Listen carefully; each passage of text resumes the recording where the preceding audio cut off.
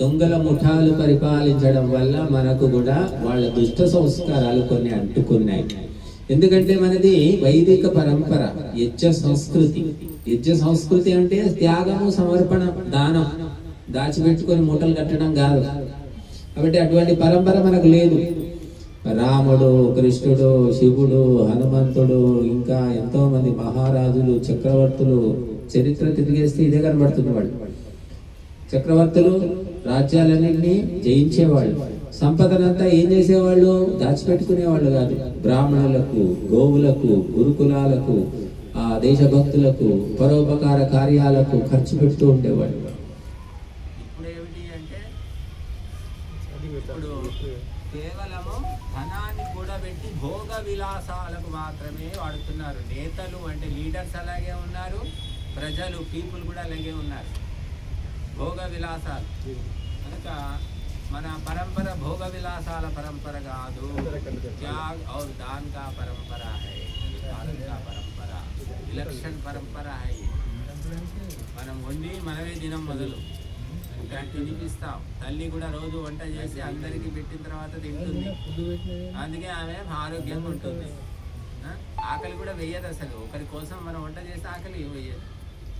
కాబట్టి ఒకరికి చేసి తినిపించాలి, ఏదైనా ఇతరులకు పరోపకారం, సహాయం చేయాలనేటటువంటి ఒక పరంపర నుండి వచ్చాం మనం. కాబట్టి ఆ పరంపర విదేశాల్లో లేదు. వాళ్ళు ఎవరికి వాళ్ళు వండుకొని తినడం అంతే. బారో పీటో కాటో కమావో ఖావో, ఇది వాళ్ళ సిద్ధాంతం. అందుకని ఆ దొంగల ముఠాలు మన దేశంకి వచ్చి పరిపాలించిన తర్వాత ఆ లక్షణాలు కొన్ని మనకు కూడా వంటబట్టాయి. పాలకులు ఎలా ఉంటే పాలితులు, ప్రజలకు కూడా అవే లక్షణాలు వస్తాయి. గురువును బట్టి శిష్యుడికి వస్తాయి, తల్లిదండ్రుని బట్టి పిల్లలకు వస్తాయి. ఇవన్నీ ఆశ్రయ దోషం అంటారు. ఆశ్రయము ఆశ్రితం కనుక ఆశ్రయాన్ని బట్టి ఆశ్రితులకు కూడా అవే లక్షణాలు వస్తూ ఉంటాయని చెప్పారు. కాబట్టి మనము ఈ వైదిక పరంపరలో భాగంగా అగ్నిహోత్రము, యజ్ఞము, పంచమహాయజ్ఞాలు.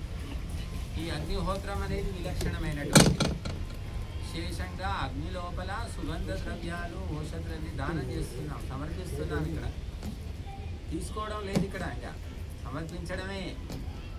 మరి మీరు మసీదుకు పోండి, చర్చికి పోండి, ఏముంటుంది సమర్పణ ఏముంటుంది అక్కడ.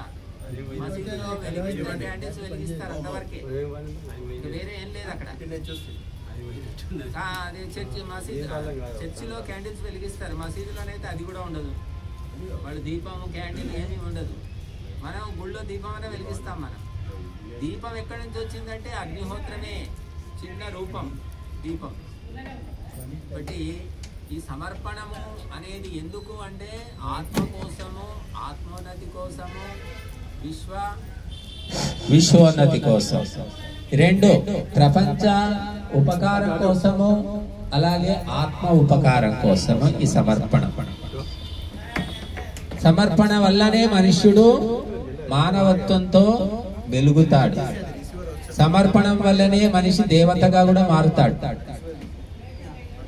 వండుకొని తింటే ఏమవుతుంది? తనకు తానే తింటే అసురుడిగా మారుతాడు, రాక్షసుడిగా మారుతాడు. యజ్ఞశిష్ట